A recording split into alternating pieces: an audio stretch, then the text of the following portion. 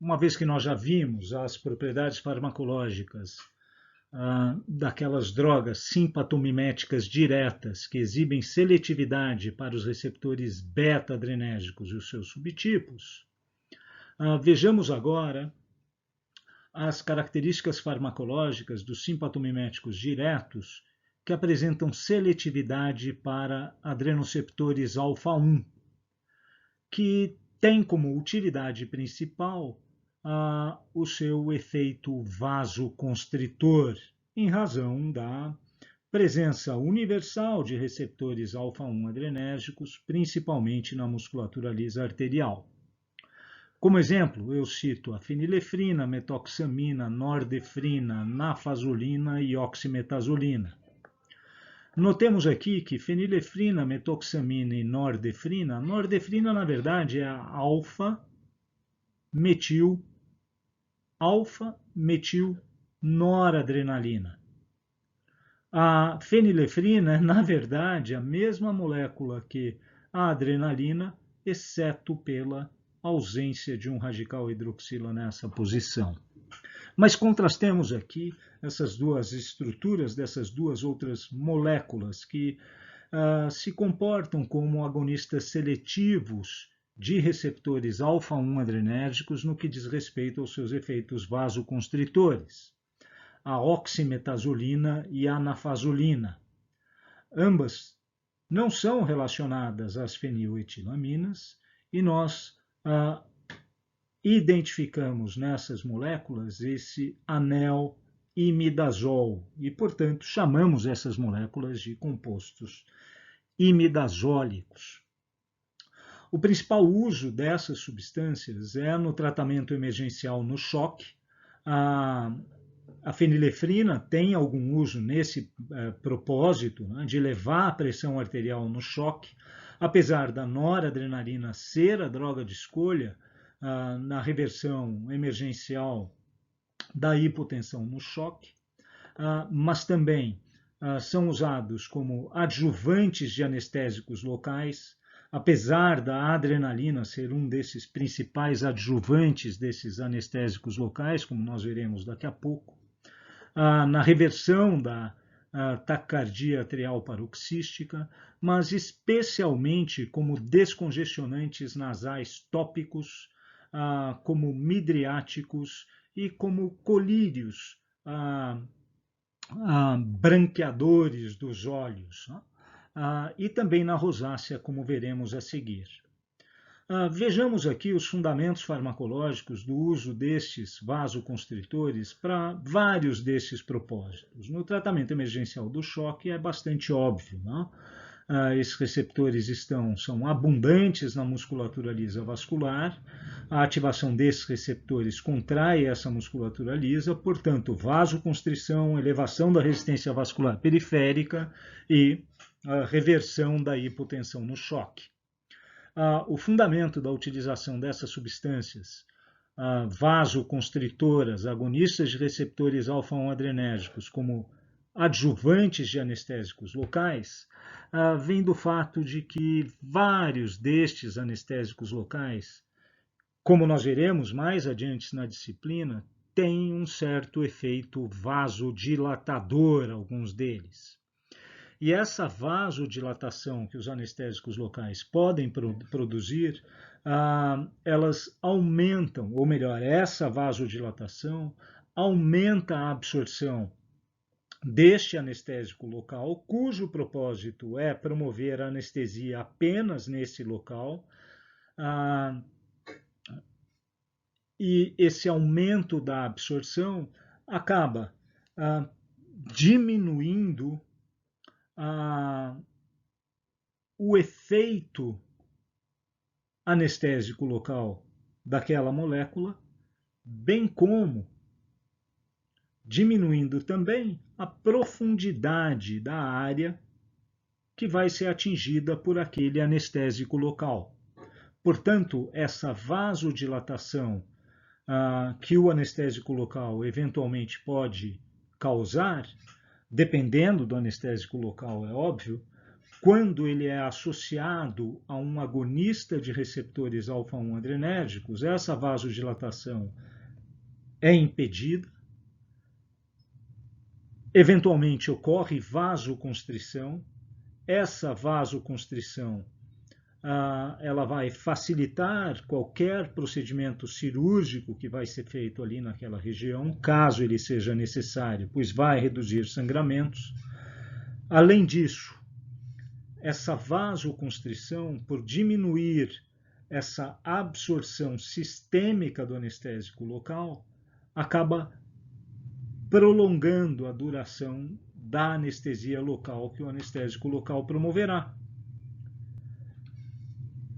E, além disso, a minimização dessa absorção também vai minimizar os efeitos sistêmicos que esse anestésico local eventualmente pode ter se for absorvido em grandes quantidades.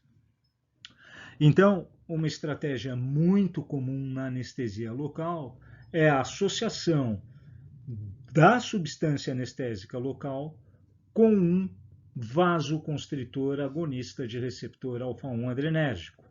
A associação mais comum é a adrenalina com um desses anestésicos locais ou da nordefrina, a alfa-metilnoradrenalina, que vai produzir vasoconstrição, ambas essas moléculas, por ativação de receptores alfa-1 adrenérgicos. Já o fundamento farmacológico dessa elegante manobra farmacológica de reversão de taquicardia supraventricular, atrial, paroxística, de difícil tratamento. Há algumas taquicardias atriais que têm um tratamento difícil, mas que essa taquicardia pode ser revertida pela produção de vasoconstrição. Então, a administração de um vasoconstritor, como a fenilefrina, promove a ativação do reflexo baroreceptor, inibição simpática, ativação parasimpática, e a ativação parasimpática vagal, por sua vez, é que vai reverter essa taquicardia atrial paroxística. Então, esta é uma elegante manobra farmacológica para a obtenção de um efeito antiarrítmico de forma indireta, através da produção de vasoconstrição. Muitas dessas drogas, especialmente fenilefrina, nafazolina, oximetazolina, são encontradas em medicações de balcão de farmácia. Isto é, são vasoconstritores bastante seguros, seja para uso tópico ou para a administração pela via oral, como, por exemplo, a fenilefrina é componente de muitas dessas medicações de balcão de farmácia ditas antigripais, anti-resfriado. Isso porque a fenilefrina presente nessas medicações administradas pela via oral, ao ser absorvida, ela promove vasoconstrição, e essa vasoconstrição, especialmente dos vasos que irrigam a mucosa nasal, detumescem a mucosa nasal e diminuem a secreção de muco, dando a sensação de descongestão nasal. Por outro lado, tanto fenilefrina quanto nafazolina e cada vez menos oximetazolina também são usados como descongestionantes nasais de uso tópico. O fundamento farmacológico é exatamente o mesmo, a administração local destes vasoconstritores, contraindo a musculatura lisa dos vasos que irrigam a mucosa nasal e secando a mucosa nasal e dando a sensação de descongestão nasal. Um outro uso tópico vasoconstritor para a oximetazolina é o tratamento da rosácea. Então, cremes para aplicação tópica, contendo oximetazolina, promovem a vasoconstrição e diminuem a vermelhidão observada na rosácea. Além disso, exaurindo aqui, né, os aspectos da utilização dos agonistas de receptores alfa-1 adrenérgicos como vasoconstritores, medicações seguras de venda em balcão de farmácia. É comum também encontrarmos em colírios a fenilefrina, nafazolina, cujo propósito destes colírios é produzir a vasoconstrição e diminuir a vermelhidão no branco dos olhos.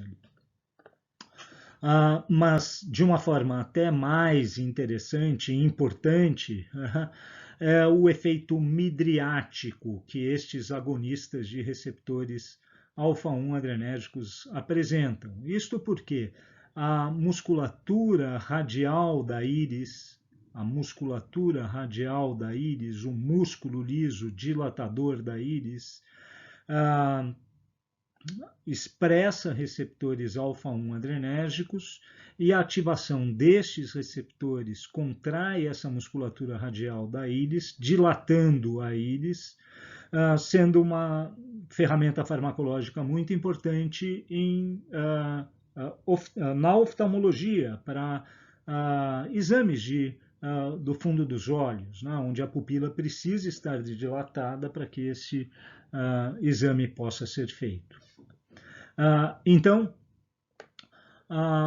estes agonistas seletivos de receptores alfa-1 adrenérgicos, a grande maioria deles exibe uma boa seletividade entre receptores alfa-1 e alfa-2 adrenérgicos, bem como por receptores beta adrenérgicos, apesar da fenilefrina ter um certo efeito agonista, ter efeito agonista em receptores beta-1 adrenérgicos, nós não precisamos levar isso em consideração para explicar os seus principais usos terapêuticos.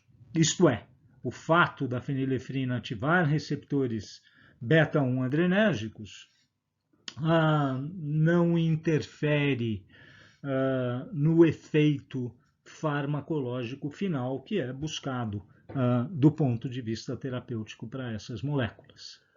Então, resumimos aqui a farmacologia dessas drogas simpatomiméticas diretas, que são agonistas seletivas de receptores alfa-1 adrenérgicos, cujo principal uso terapêutico é como vasoconstritor, seja pela administração parenteral ou pela administração pela via oral.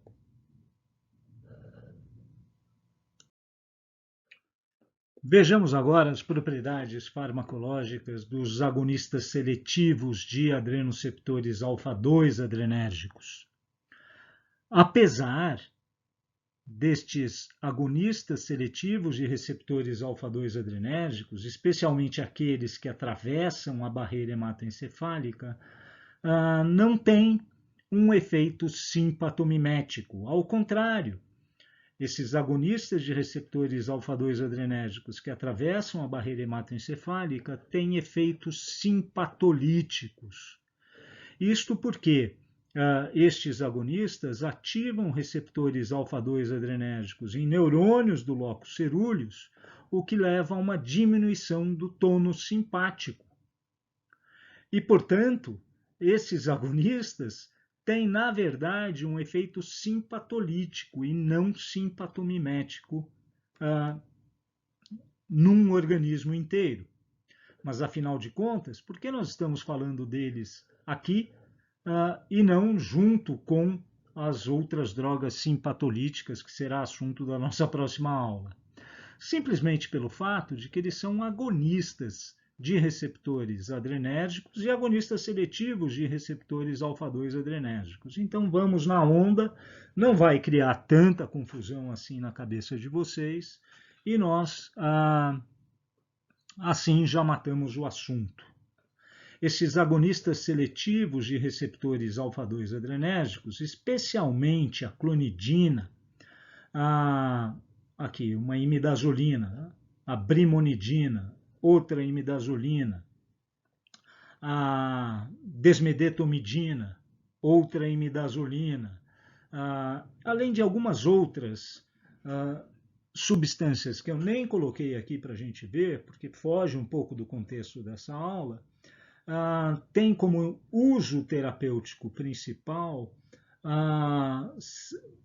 fazerem parte da medicação dita pré-anestésica. Exatamente porque elas têm um efeito sedativo e, portanto, fazem com que não sejam necessárias doses tão altas de um anestésico geral, e também porque elas têm esse efeito simpatolítico, diminuindo ou aumentando o controle sobre aquele organismo durante um procedimento anestésico cirúrgico. Então, esses agonistas de receptores alfa-2 adrenérgicos são principalmente antihipertensivos de ação central, são sedativos e importantes componentes da medicação pré-anestésica. Mas mesmo assim, a gente consegue identificar alguns usos terapêuticos interessantes para esses agonistas seletivos de receptores beta-2 adrenérgicos, perifericamente. E o principal deles que a gente consegue citar neste momento é o uso da brimonidina no tratamento do glaucoma de ângulo aberto. Isso porque o epitélio do corpo ciliar, que é produtor do humor aquoso, através da ativação de receptores beta-2 adrenérgicos, há um aumento na produção de humor aquoso, né, e na secreção deste humor aquoso por esse epitélio secretor do corpo ciliar, contribuindo então para um aumento da pressão intraocular. Esses receptores beta-2 adrenérgicos aumentam essa produção de humor, produção e secreção de humor aquoso, pois são receptores acoplados à proteína GS. E essa produção depende de, ou melhor, o AMP cíclico é um segundo mensageiro intracelular que aumenta a produção deste humor aquoso. Assim, uma vez que os receptores alfa-2 adrenérgicos são acoplados à proteína GI, um agonista de receptores alfa-2 adrenérgicos diminui a produção de AMP cíclico, consequentemente diminui a produção e a secreção de humor aquoso, contribuindo para uma redução da pressão intraocular. Assim, a brimonidina é um importante componente destes colírios muito úteis no tratamento do glaucoma de ângulo aberto.